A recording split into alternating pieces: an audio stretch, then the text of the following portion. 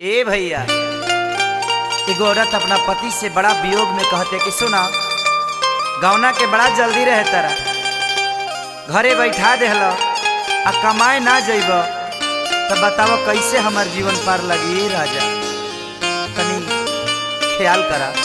कहती औरतिया कि राजा तनी सुना आ देखा सबकर मर्द कमाए जाता रे, तनी तू जा। का कहतिया?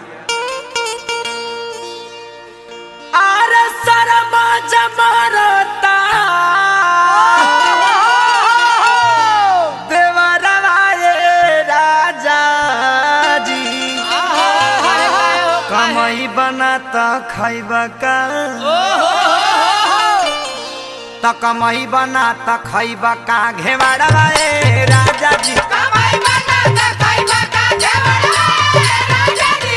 सारा मजा मारता देवरवा राजा जी, सारा मजा मारता देवरवा राजा जी। कमाई बनाता खैबा का घेवाड़ा राजा जी। कमाई बनाता खैबा का घेवाड़ा राजा जी। कमाई बनाता खैबा का।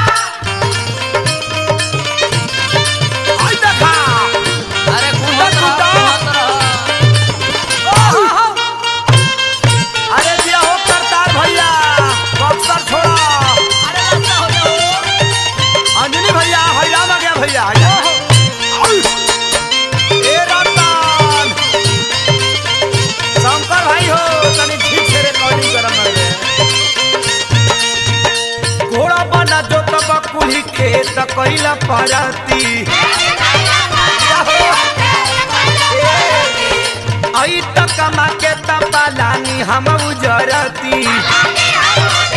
ए राजा माया ना, ए घोड़ा बना जो तब कुली खेत कइला परती, आई त कमा के तपलानी हम उजरती।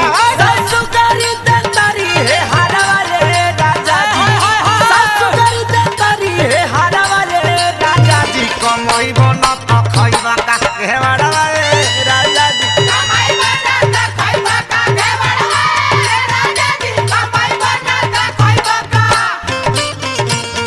अरे तनी मान जा, एक करे जा, तनी जा ना जा। बॉम्बे विकास सिंह प्रमोद जी के लगे तेजू खानी घर ही मत रह। दोसरा के गाय कहिया ले तू हबे नाती।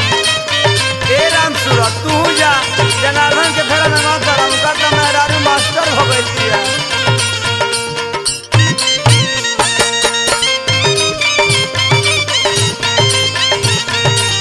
पवन बाबा दिनरी छोड़ी जरूर कमाई।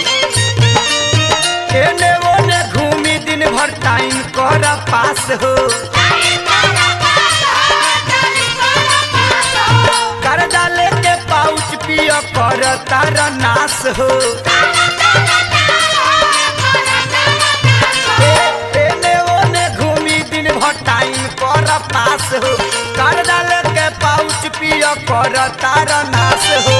सुखल जाता दिन पर दिन चेहरा वाजे राजा जी, सुखल जाता दिन पर दिन चेहरा वाजे राजा जी। कमाई बना तो खैबा का घेवाड़ा राजा जी। कमाई बना तो खैबा का घेवाड़ा राजा जी। कमाई बना तो खैबा का। अरे दिया हो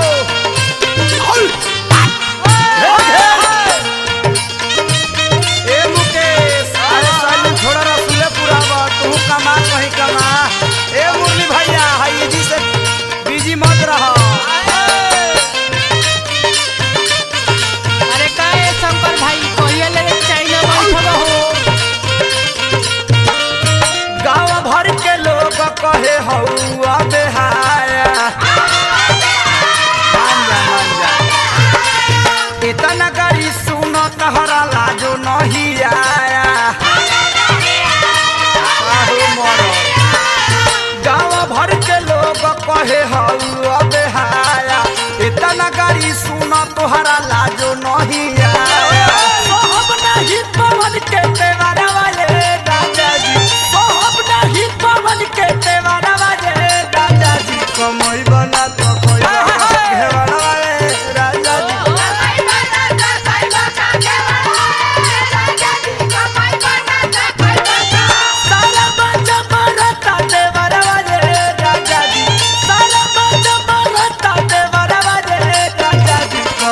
बना तो खइबा का घेवड़वा ए राजा जी कमई बना तो खइबा का घेवड़वा ए राजा जी कमई बना तो खइबा का